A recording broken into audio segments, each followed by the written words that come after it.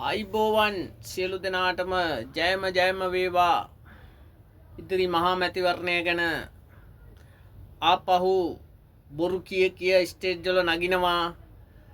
ජනතාවනේ මෙදා පාර හරියාකාරව තේරුම් ගන්නලා පළවෙනි බොරු කිව්වා, දෙවෙනි බොරුවක් කිව්වා, තුන්වෙනි බොරුව කියලා අවුරුදු 5 කොහොම හරි අදින්නයි එන්නේ. අවුරුදු 5 ඇද්දට කමන්නේ නැහැ මිනිසුන්ට බොරු පොරොන්දු දෙන්නේ. ඔය ටික දවසයි ඔය බොරු පොරොන්දු වලට කිසිම කෙනෙක් අහු වෙන්න එපා. මිනිස්සුගේ තේරුම පළවෙනිම බොරු කියාගෙන ඇවිල්ලා රටට වැඩක් කරේ නැහැ. දෙවෙනුවට රටට වැඩක් කරේ නැහැ.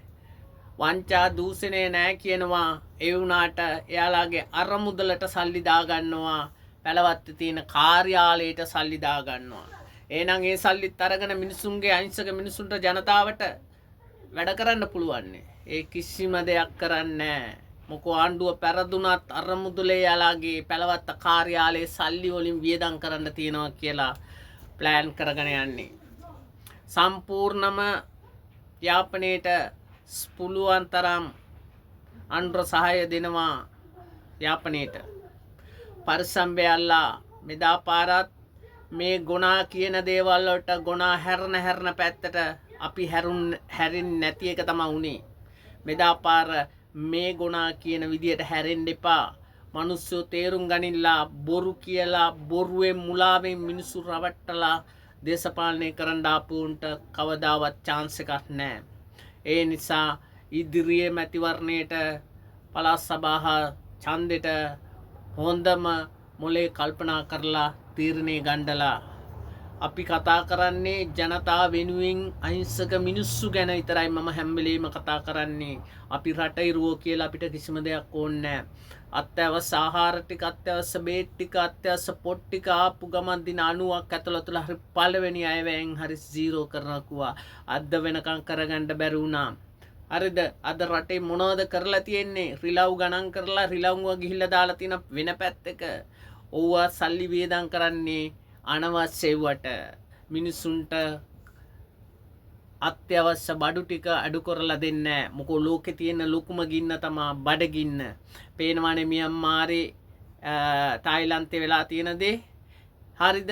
ඒ දේ වෙන්නේ ඉස්සරලලා ඒ දේ ලංකාවේ වෙන්න ඕන නම් මේ පාර ඡන්දෙට තේරුම් ගන්නලා හොඳ මිනිස්සෙකුට ඡන්දයක් දෙන්න ඉදිරි මැතිවරණයට සජිත් ප්‍රේමදාස මහත්තයා තමයි සුදුසුයි කියලා තෝරාගෙන තියන්නේ අපි. මොකෝ දුප්පතාගේ බඩගින්න කුසගින්න දන්නේ සජිත් ප්‍රේමදාස. මොකෝ එයාගේ තාත්තා හරියට කරා මිනිසුන්ගේ ඒ කුසගින්න තමයි අපි නිමලා ඉන්න ඕනේ. ඕනම මිනිස්සෙක්ගේ කුසගින්න නිමන්න ඕනේ ඉස්සරලා. හරි? අදටත් එයාලා බොරුවට මේකේ රජ වෙන්න යනවා. බොරු කිය රජ වෙන්න යනවා. ඔය 59ම බොරු කියන්නේ උන් ගොන් හරක් ටිකක්.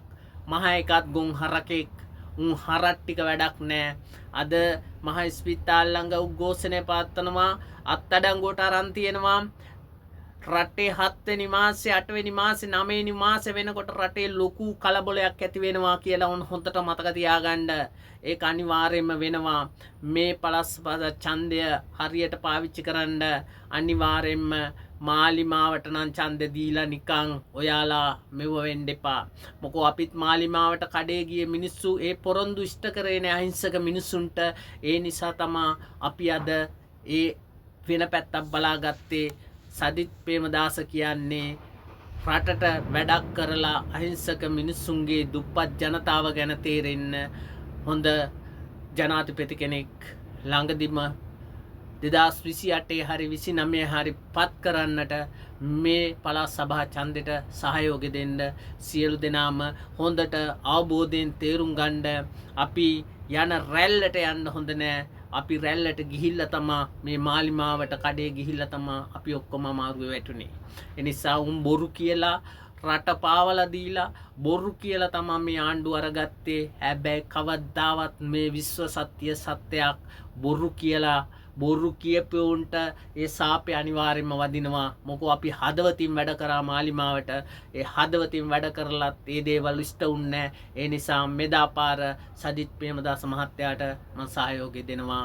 අනිවාර්යයෙන්ම දුප්පත් මිනිහගේ හිතවතා සජිත් ප්‍රේමදාස. ජය වේවා.